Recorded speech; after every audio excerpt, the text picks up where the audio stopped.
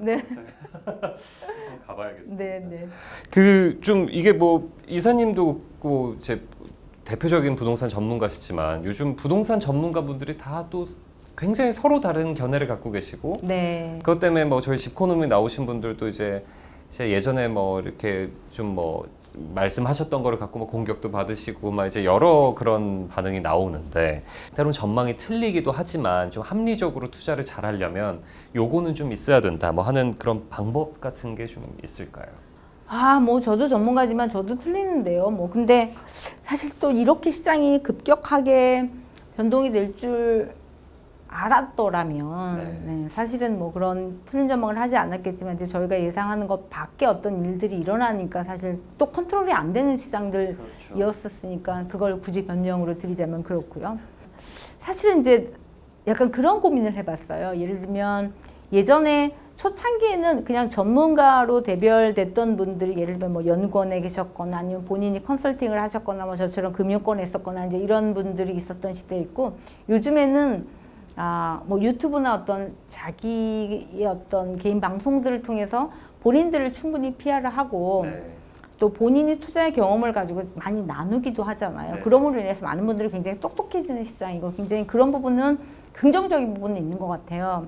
근데 부동산 투자를 잘해서 돈을 벌었다라고 하는 것도 굉장히 저는 투자의 관점에서 보면 투자를 해서 돈을 벌고 팔아서 내가 어느 정도 성과를 냈다라는 것도 굉장히 중요한 지표이긴 한데 시장이 계속 변하기 때문에 그 한 번의 경험이 항상 맞지는 또 않는 것 같아요. 어쩌면은 나는 요거에 대한 전문가예요 라고 확실히 얘기해요. 저는 상가는 제 분야입니다 라고 해서 제가 뭐 이렇게 했던 모든 것들을 얘기하시는 분들이면 그 경험과 또 그분이 갖고 있는 데이터를 충분히 활용하셔서 실수를 줄이시는 방법이 되게 좋을 것 같고 그렇지만 한 번의 어떤 투자로서 그걸 경험을 해서 돈을 벌고 했던 것이 시장이 계속 바뀌니까 앞으로도 계속 맞지 않는데 너무 한 분의 의견에만 매몰되는 경우가 항상 맞진 또 않더라고요. 네네. 그래서 본인이 뭐 좋아하고 선호하고 하는 분들의 의견들도 듣고 그것들을 이제 전체 시장을 보는 것들 측면에서 하나를 알아야 되고 그 어떤 전문가의 의견을 들어야 될 수도 있지만 결국은 이게 내가 돈 벌어야 되는 거잖아요. 그러면 내 상황에 맞는 판단을 하기 위해서는 그런 것들을 참고로 하되 내 상황에 어떻게 접목을 시킬 것인가를 결정을 하기 위한 참고 자료로 사실 봐야 될 거고. 그러니까 여러분들의 말씀을 좀 취사 선택할 필요도 있고 맹신해서도 안 되는 거겠네요. 네. 그래서 지금은요. 진짜 본인 내 중심적인 관점에서 투자 판단을 하셔야 돼요. 투자를 결정을 할 때 보면 돈이 있으신 분들은 정말 본인 중심의 관점에서 투자 결정을 하세요. 그러니까 그게 뭐냐면 예를 들면 내가 이거를 투자할 때 실제 내가 돈은 10억이 있는데 20억짜리를 살 때 지금 금리가 얼마니까 뭐 내가 이거 10억을 다 안 쓰고 대출 더 많이 받더도 뭐 나중에 금리가 올라가면 다른 거 팔아서 이자 상환하면 충분히 유지할 수 있어. 그러니까 난 이걸 사겠어. 이렇게 결정을 하거든요. 그런데 초보자들은 제가 저거 사서 돈 벌었고 남들도 이렇게 해서 돈 번다고 하는데 내가 안 한 게 불안하니까 그냥 뭐라도 사야 될 것 같은 상황에서 앞뒤 안 지고 쟤는 이렇게 해서 그냥 얼마 대출된대더라. 성수동이 뜬대더라. 어디로 간대더라. 이렇게 해서 그냥 그런 것을 꼼꼼히 안 달고 그냥 시장을 따라가는 투자는 거의 끝물에 막히거든요. 네, 그러니까 이게 지금은 내가 이걸 감당할 수 있어? 내 이자와 이 세금과 그래서 나중에 시장이 나빠질 수도 있거든요. 그건 예상이지. 그러면 그래도 내가 유지할 수 있고 버틸 수 있으면 그거는 투자 결정을 하셔도 됐지만 그것이 안 된다라고 하면 지금은 그냥 쉬어야 되는 거죠. 그래서 지금은 정말 철저하게 내 중심적으로 투자 결정을 하셔야 될 때. 네, 그러니까 내 지금 자금 상황과 뭐 지금 계속 올라가는 이자 그걸 감당할 수 있는지 여부 이런 거를 굉장히 좀 꼼꼼하게 봐야 된다. 네네. 알겠습니다. 그 요즘 같은 시기에 근데 투자를 다시 막 적극적으로 나서시는 분들도 좀 있으시잖아요. 이런 분들은 좀 어떤 판단을 한다고 보세요? 충분히 싸다고 판단되는 물건들이죠. 자금 여력은 있었는데 그동안 투자 기회를 잡지 못했고 그런데 이제 좀 금매들이 가끔 나오기도 하더라고요. 네. 그런데 야, 이 정도 가격이면 충분히 싼 것 같아. 그동안 내가 봐왔던 측면에서 볼 때는. 그러면 사도 된다고 판단이 되고, 뭐 그게 예를 들면 부동산이라는 거는 주식과는 달리 사는 걸로 끝나지 않거든요.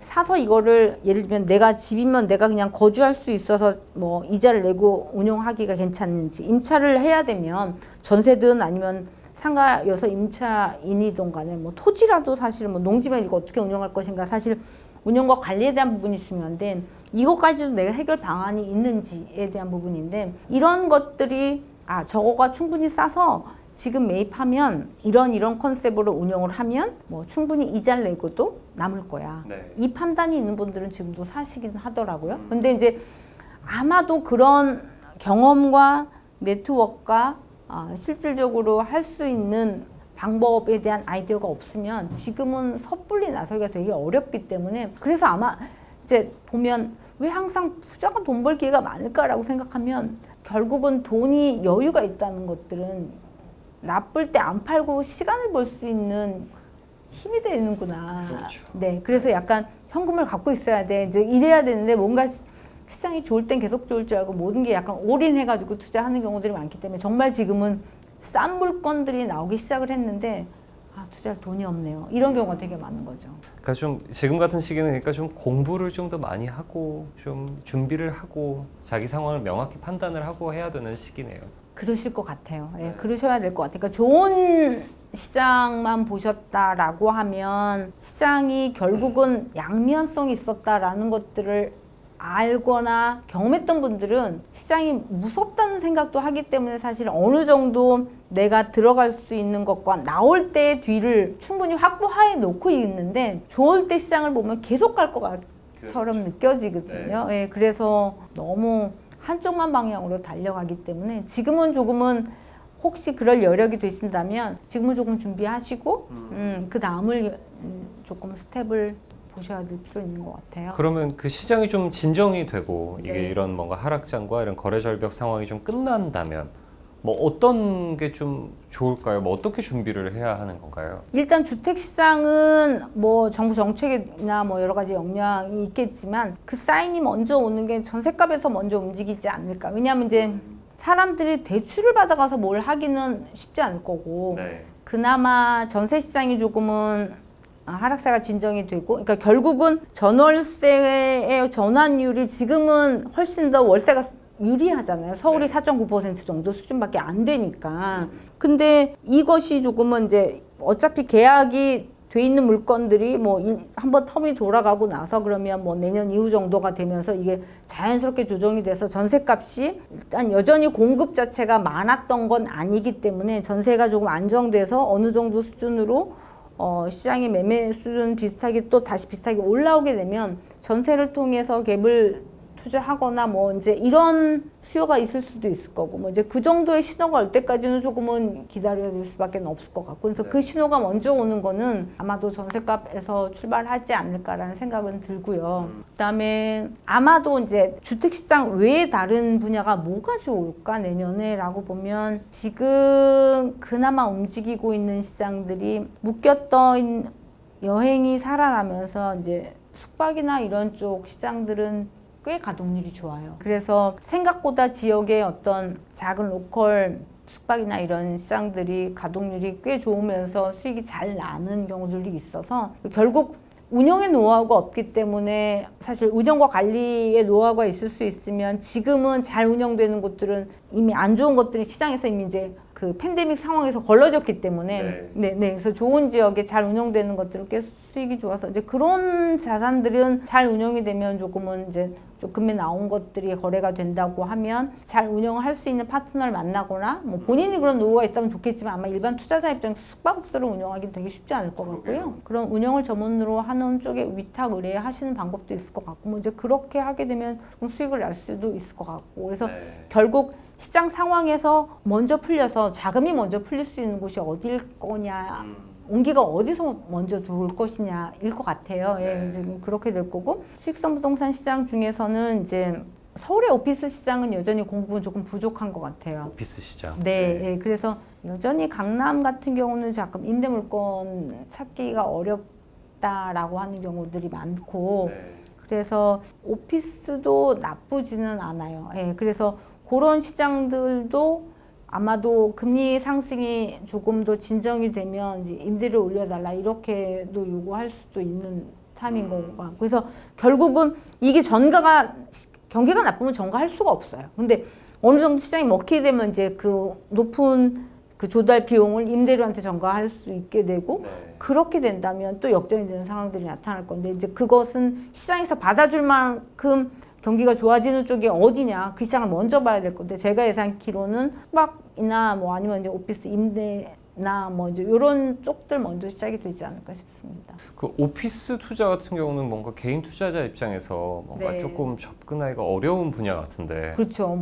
뭐 사실은 뭐 개인들이 오피스를 사가지고 투자하기는 되게 쉽지 않을 거고 그래서 아마 그러면 그거의 대체제가 뭐냐 지식산업센터나 아니면 오피스텔 예, 이런 것이 이제 특히 오피스텔 같은 경우는 약간 주거이기도 하고 뭐 오피스이기도 한데 이제 주택에 대한 규제가 강하다 보니까 이제 그거의 어떤 틈새 시장으로서 오피스텔 같은 경우가 많이 투자가 됐는데 다만 이제 너무 시장이 좋을 때 끝물에 비싸게 분양이 됐거나 했던 것들이 많아서 그런 가격이 어느 정도 좀 조정이 됐고 주변에 충분히 오피스의 어떤 수요가 많은 곳이라면 뭐 강남이 됐든 성수동이 됐든 이런 지역들은 여전히 앞으로도 괜찮을 것 같기는 해요. 그래서 그냥 임대 목적으로 잘 운영해서 갖고 갈 때 안정적으로 임대료 나오는 걸 기대하신다라고 하면 그런 쪽의 선택이 좋을 것 같은데 오피스텔이나 또는 지식산업센터 같은 경우는 뭐 엄청 자산의 가격이 올라서 차익을 기대하는 자산은 아니니까